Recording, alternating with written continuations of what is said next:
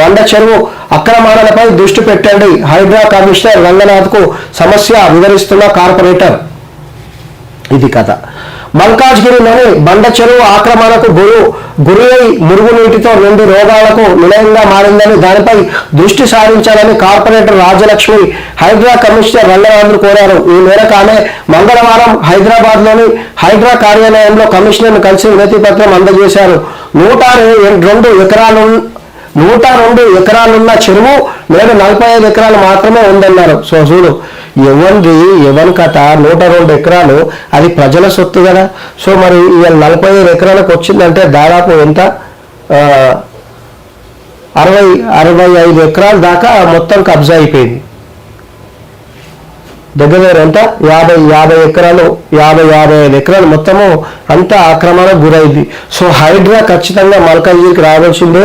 So నిన్న BJP కార్పొరేటర్లు, Moula Ali corporator, Vinayak Nagar corporator, Malkajgiri corporator కూడా సో నిన్న ప్రత్యేకంగా మర్యాదపూర్వకంగా హైడ్రా కమిషనర్ రంగనాథ్ గారిని కలిశారు. సో రంగనాథ్ సార్, సో మీరు ఎక్కడెక్కడో చేస్తారు కానీ సో నగరం నడిబొడ్డుగా ఉన్న మల్కాజ్గిరిని మాత్రం మీరు పట్టించుకుంటలేరు. సో మల్కాజ్గిరి ప్రజలు కూడా కోరుకుంటారు వచ్చి, సో మల్కాజ్గిరి ప్రజలకు ఏదైతే ఒక గిఫ్ట్గా ఉన్న మల్కాజ్గిరి చెరువు కానీ, బండ చెరువు కానీ, రామకృష్ణపురం చెరువు కానీ, సో వీటిని సంరక్షించాలని చెప్పి ప్రజలు కోరుతారు మిమ్మల్ని. అక్రమాలపై చర్యలు తీసుకోండి, మౌలాలి.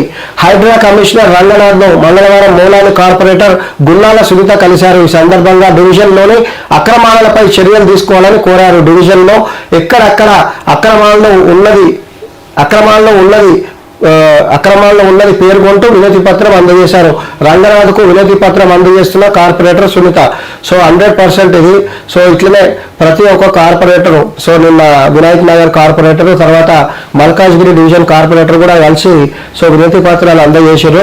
సో నిజంగానే మల్కాజ్గిరి నియోజకవర్గంలో మాత్రము సో విచ్చలవిడిగా అక్రమ కట్టడాలు జరుగుతున్నాయి, నాలాల పైన జరుగుతున్నాయి, ఎఫ్టీఏలు జరుగుతున్నాయి, బఫర్ జోన్లు జరుగుతున్నాయి. కానీ వాళ్ళని పట్టించే నాదుడే లేదు. ఎందుకంటే ప్రజాప్రతినిధులకు, అధికారులకు అందవలసిన ముడుపులు అందుతున్నాయి కాబట్టి సో వాళ్ళ జేబులలో పైసలు వేసుకుంటారు, అక్రమ కట్టడాలకు వత్తాసులు పలుకుతారు. సో దీనిపైన మల్కాజ్గిరికి హైడ్రా రావాల్సిన అవసరం ఎంతైనా ఉంది. సో ప్రజలు కోరుకుంటూ రావాలని చెప్పి